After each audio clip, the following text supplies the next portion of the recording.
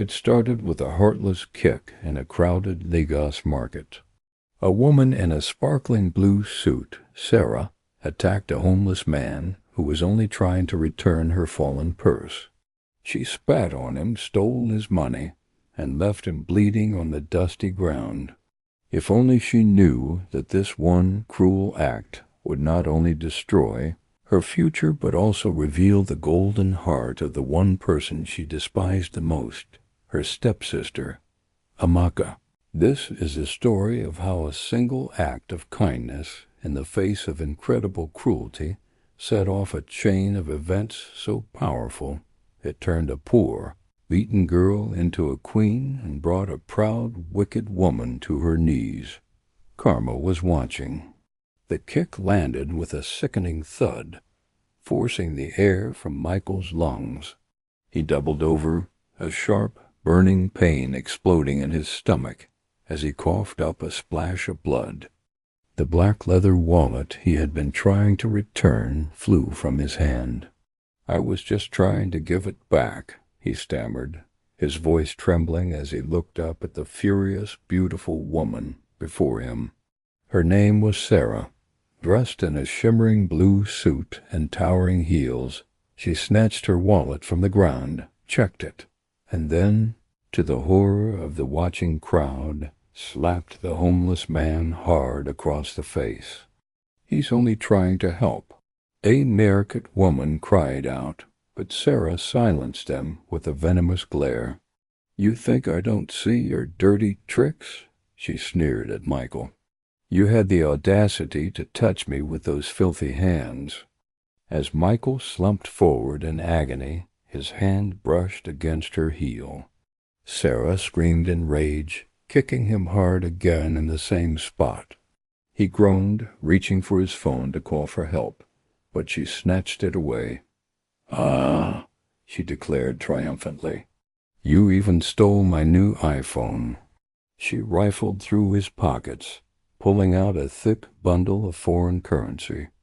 "Now tell me," she shouted to the crowd, holding the money high, "how does a homeless beggar have this kind of money?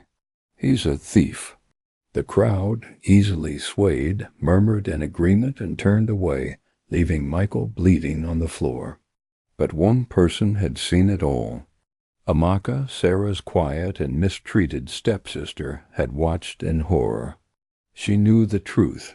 Sarah was a con artist who loved to dress up and pretend to be a big shot. The expensive phone and the foreign currency were not hers. The man was innocent. As Sarah walked away without a backward glance, Amaka rushed to the man's side.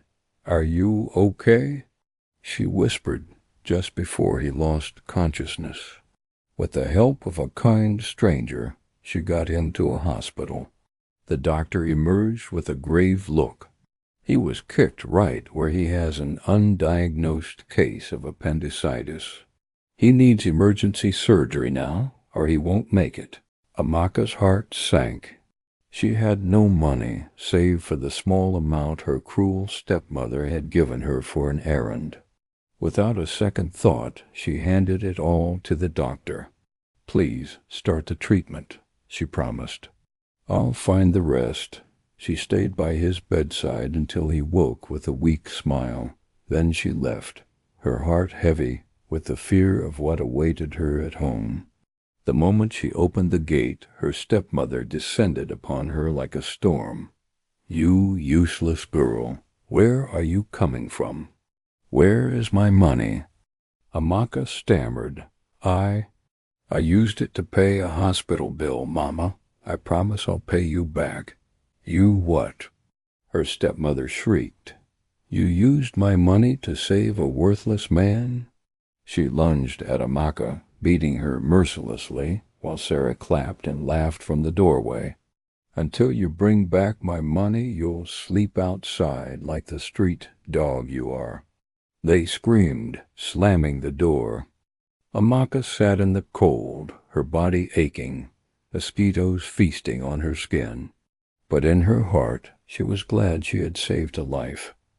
Late that night, she overheard Sarah whispering on the phone, Yes, I have everything, all the man's details. He's richer than we thought. We're going to be billionaires."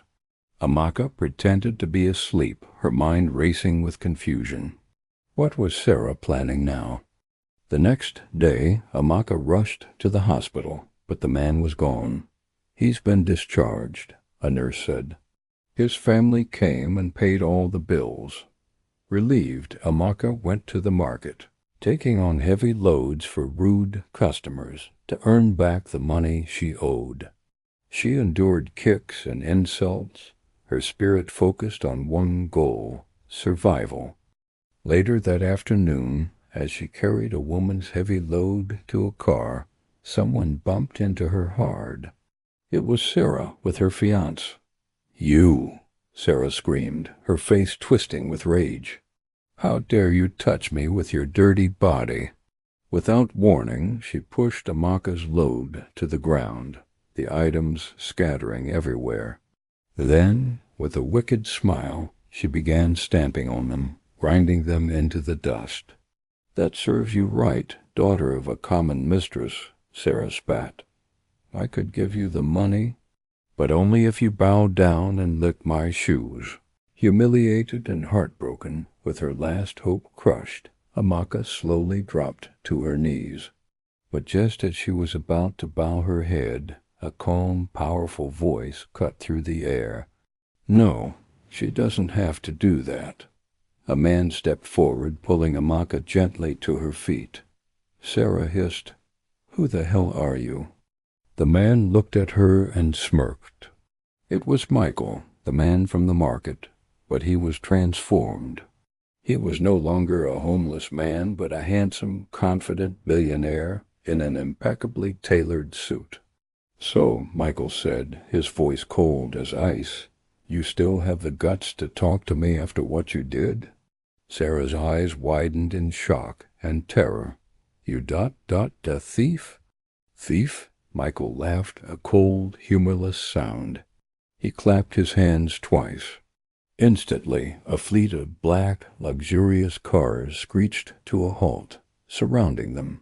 Armed bodyguards jumped out, forming a tight circle. Sarah froze, her face draining of all color. "I think you have something that belongs to me," Michael said calmly. "My phone, and several $1,000s. He then looked at her with piercing eyes. "I recognized you yesterday, Sarah. The job application you submitted to my firm was approved. A job with $1 million salary, an official car, a mansion.